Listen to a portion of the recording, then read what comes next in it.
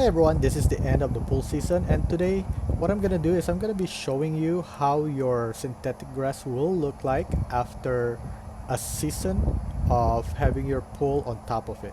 Now if you're interested in seeing how to disassemble this pool, I already have a video for that, and I'll add that link below, and I'll also add a card above, so you can click on that if you're interested. But for this one, I'm gonna cut out and show you how the grass will look like after I remove the pool. So I just disassembled the pool, and you can see right now this is how your synthetic grass would look like after you remove the above ground pool from your synthetic grass.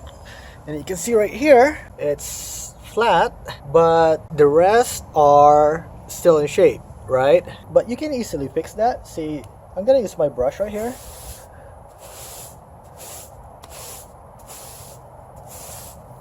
So I just want to show you the difference. So that's the part I haven't brushed yet. This is the part that I brush, and that's the old ones. So basically, once you brush the whole thing and wash the grass, everything should blend in. And another thing that you can use is actually rent a power brush. That will actually make your grass look a lot better. So I hope that this video helped in answering your question if you can actually put an above ground pool on top of your synthetic grass. And I hope that this video helped you. Please help me out by clicking the like and the subscribe button to help my channel. And thank you for watching.